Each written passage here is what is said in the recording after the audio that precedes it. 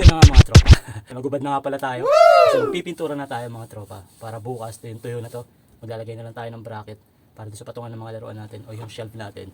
So ngayon, time check, 11 PM na ng gabi mga tropa. So, hindi pa tayo matutulog. Tatapusin natin to para sa susunod na araw ay yung mga shelf na lang yung poproblemahin natin. After nun is yung wiring ng ilaw and then yung flooring para maganda na tong ating bodega na magiging opisina ng mga binibenta ni Tonton. So pasing tabi lang ako, nagubad na ako kasi magpipintura tayo. Baka mapinturahan yung damit natin. Eh mahirapan si Mrs. maglaba. Ako pala naglalaba. Dalawa kami. So simulan na natin yung pagpipintura mga tropa. Tara, samahan niyo ako. Sabi ko nung nakaraan, ibang kulay sana ilalagay kong kulay dito. Kaso wala tayong budget. So yung kulay dilaw pa rin yung ilalagay natin.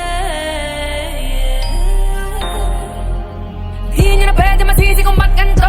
Ginaganapan ko lang na natural, saka inagapan ko na mautal. Nilaban sinugal, ginapang minahal. Katagalan natutunan ko na tumagal, saka alam ko naman na inaabangan na sa natabangan yung papakawalan para di naabangan. Kaso nga lang pala ba ng batang alabang, kinalakihan ng galingan, kaya nakasanayan ko makabuo na madiin. Di ko na malayo na pala yung narating pati ako na bailing. Mga naniwala di ko pwede baguin, di ko pwede pakitaan ng bitin. Mga tenga na kailangan pusugin ko pa din kahit kabisado na kilitiin. Alam ko na may mata na nagbabantay kung paano ko sasablay. Matyagang nag-aantay kung kailan ako tatamlay at lalaylay. Yung mga laway na makita ko na mahina. Umay na manira, ngalay na manghila. Kasi nga walang pinakitang hindi pa matay. Doon napasarap pag-rap, ang dami nagbago mula nung kilalanin ng tao. Dami nagtulak sa'kin, palaging maging ganado. Palaging plakado, pag gumalaw, palaging planado. Daming pasabog, kailangan pag malawak ng sakop. Ikaw din ang talo sa laban. Pag nabalot ng takot kung saan ka aabot. Hakutin lahat ng mahahakot. Yung dami ng pagod ay may sukle pag di ka madamot. At kung hindi ko chinaga. So dahil abit mga tropa,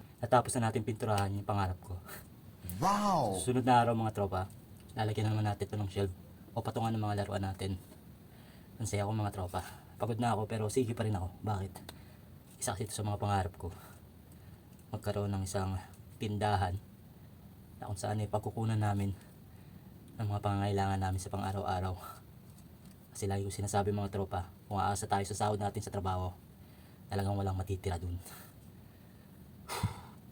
Pagod man ako, pero masaya ako. So hanggang sa susunod mga tropa, abangan nyo yung magiging makeover nitong bodega, gagawin natin opisina ng mga binibenta ni Tonton. Hanggang sa susunod mga tropa, buti pa si Tonton. Peace, bye bye.